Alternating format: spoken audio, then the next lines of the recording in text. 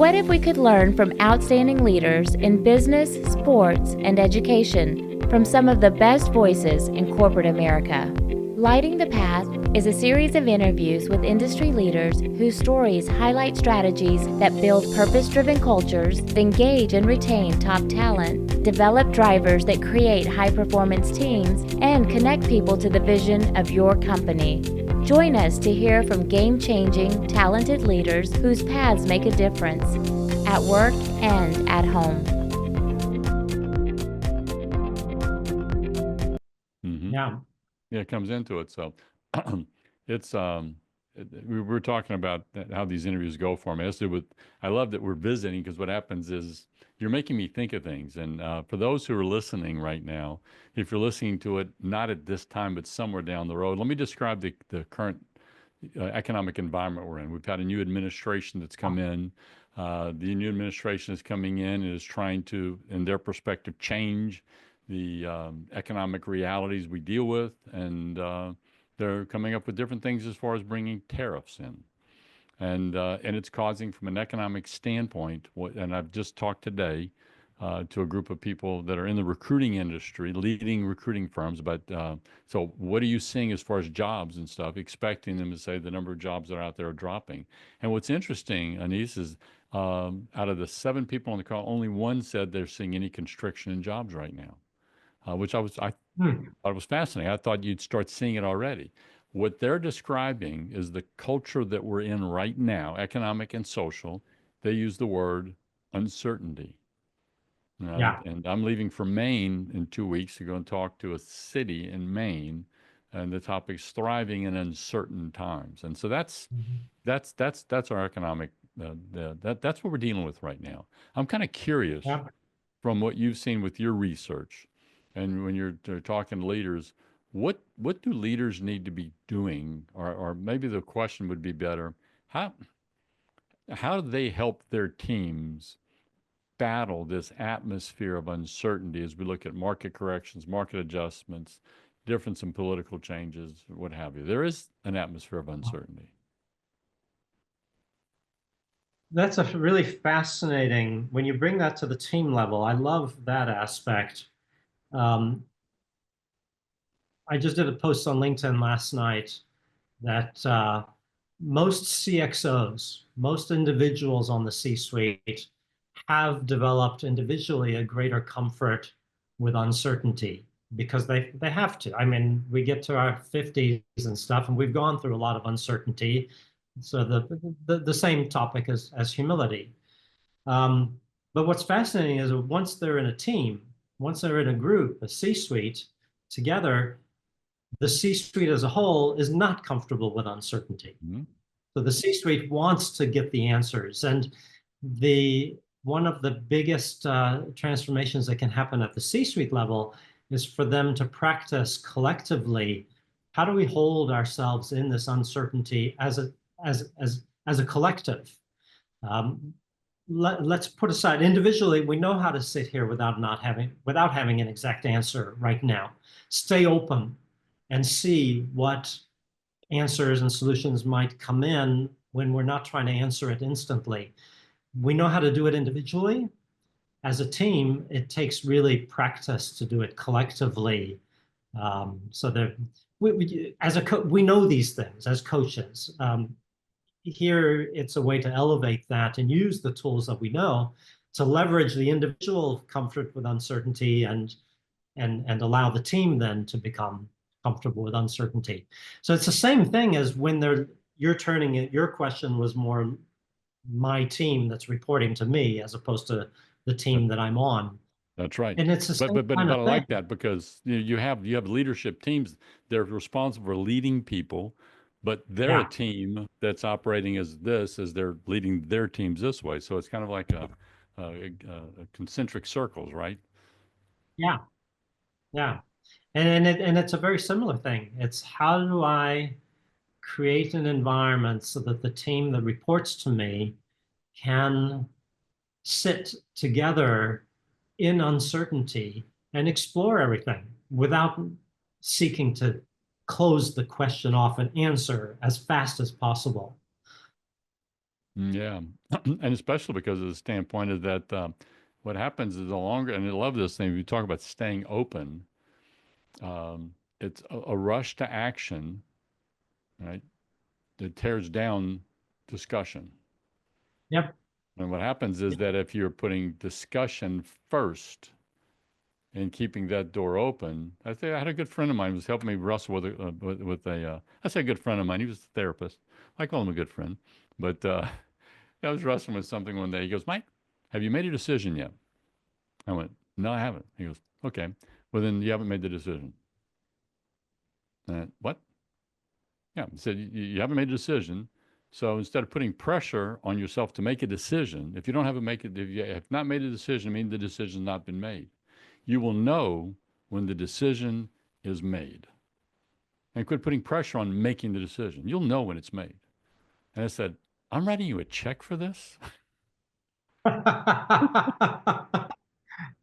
You know, but over the years, that's kind of run through my head, and that's what you're describing. I love this thing about it's today in this time of uncertainty. We have got to stay open more than I've seen in the last 10 Yeah. years.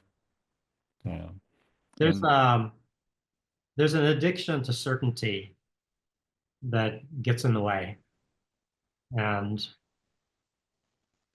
and as an individual, when you're aging, that addiction to certainty starts to wane, because we've been through stuff. hmm And then the question, how do you bring that uh, break with the addiction to certainty, bring that to the team level, and then spread it out to the organization level so that we can function more effectively in uncertainty? yeah, because what happens is that when you say this addiction to certainty, um, I think that we go there both mentally as well as from a heart place, is because certainty gives us a false sense of protection. Yeah, And, yeah, and yeah, that's why we want the certainty, because we have the certainty, then we will be protected from harm, or we'll be protected from failure. Uh, yeah, and and the reality is our ability to navigate situations and stay fluid is where our success yeah, comes from. Because as soon as we put a stick in the ground, it increases the chance that stick can get broken. yeah, exactly. It's fragile. Yeah, it very much so is. And so the excuse me. You've got a new book that you're working on right now, and I fell in love with the title. That's the reason I got to bring it up. You said it's still a work in progress, and I'm not going to pin you down for when it's going to come out, but it's you got to tell me the premise behind it. It's the first rule of herding cats, uh, building extraordinary C-suite teams, and it's a book that's in progress. Tell us what's the thesis behind it. Um, it's it's it's it's pretty much what we've been talking about here, is that it's one thing becoming a brilliant C-suite executive. It's another thing to create a brilliant C-suite team. You can't just put people together and then they're a great C-suite team. So um, the things that bring a person up through the ranks to where they become a CXO, um, they're rewarded on all kinds of things that at the C-suite level are no longer really valuable and actually get in the way. So delivering the results for your function as being the test for getting up to the top, at some point, when you're at the C-suite, your sense of ownership needs to extend far beyond your function, and your function becomes secondary. And it's the enterprise that's owned. The CEO does it automatically because it reports, the whole thing reports to them. But a CXO, a member of the C-suite, it's much less natural for them to extend their sense of ownership. I look at it a bit like when you get in a car to drive, your senses expand your physical notion of space. So you can kind of sense where the edges of the car are. If you get behind, if you drive a bus or a Winnebago or something like that, you have a similar process as that the brain kind of expands and you kind of know where you are in the street. Otherwise, you'd be scraping all kinds of buildings and other cars and stuff. It's a similar process that happens, but it's very difficult for it to happen at a team level, but it's critical for it to happen at a team level. Mm-hmm. Otherwise, the C-suite team is just not as effective as it could be. And that's where I come in usually, is when the CEO is sensing the team is good. It's all great people. They've hired the best. They've weeded out the ones that were causing problem, and they have good people there. But there's something that is still a bit off. There's something that's not really gelling. Not really. It's not firing on all cylinders. Mm-hmm. And that's where the analogy of herding cats. I mean, and the Yeah. first rule of herding cats is you don't. You don't. I mean, that's like it's an impossible journey, and so Yeah. I've Aneace, I've enjoyed this so much, and I don't want to end it here. I want to put a kind of a wrap around some of the things, and then give you an opportunity for maybe an additional thought on something we didn't cover. But when I think in terms of what I hope that people have gotten out of our discussion, whether you're C-suite at a Fortune 100 company or an entrepreneur who's leading just a couple of people. Uh, then it's not an age thing; it's an effectiveness thing. That is, you're looking at going through and you're trying to scale your organization. You're going to hit plateaus, and as you hit those plateaus, your sense of value is going to shift. And that's what I'm hearing you talk about. Is that as leaders, we've got to be, we have to be on guard to what's our sense of value. And you've thrown some tidbits out here that I love. That I think that if somebody's trying to form, like, what's my value of the organization right now, it has to do with staying open, having an open a mindset, an open to what's going on, as opposed to, and it's not talking about fixed versus growth mindset. I'm literally talking about an open to the possibilities. Because Yeah. if I get married to the past, it's gonna limit what's possible in the future. And so how do I get open with that? The second thing that I wrote down as you were talking about this is that there's value in being the exponent. My wife was an advanced chemistry school teacher before she started her company. And so I loved when she would write formulas and stuff. That little bitty number that goes on top of the 10, the exponent of 10, the little number is what makes the 10 explode. Yeah. And as you were talking, that was the image that I had in my mind as a leader.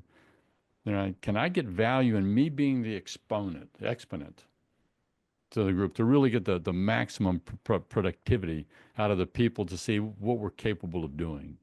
Those are two big drivers that I want to plant to people as they're listening to this. What else would you want to plant in their mind? Um, well, for me, what's come up over the last 5 years or so, so there are multi levels of constantly searching where my value is, um, and it's recently moved toward less and less doing. It's the presence, how I show up with the people that I'm around, the presence that I carry with people can have far more value than the words that I say, the things that I do. Um, and that's a fascinating area to me. I have a term, radically empowering presence. It's the kind of Mm, presence where when you're younger, you're not sure you can do something and you have a boss. A lot of people, I mean, when I bring this up, people can often remember someone. Somebody looks at you, glances, nods, or something in their eye without saying anything, and you go, "Oh, maybe I can do this." hmm And I find that really fascinating um, as a source of value. Yeah, Mm. it's there's a topic that's been recurring over the last couple of episodes that I bring up because it's something when I was doing a program once and this sort of came out. But as a leader, I can't create the spark. I used to think I could. I was, the guy with the flint, right? I can't create the spark. But as a leader, man, I can fan the flame. Yeah. Right? I can fan the flame. I can be the guy fanning the flame to get that blaze going. And that's what you just described to me, Yeah. was to make that happen very eloquently. And Aneace, thank you so much for the gift of this conversation, Thank you, especially Mike. because of a phrase that you put in here that I put a note here. I got to spend some time writing about this. It's about being addicted to certainty. I think that's a barometer we need to go back and measure ourselves at work and at home. Is where's our addiction to certainty that's limiting us to be all that we can be to our spouses, our children, our coworkers, in our walk Mm. at work and at home. So thank you for that gift. Thank you, Mike. Super. That's been great. Blessings to you. If anybody wants to reach out to him, to look in the show notes. There'll be some information to tie back to his website, as well as you can look for him on LinkedIn.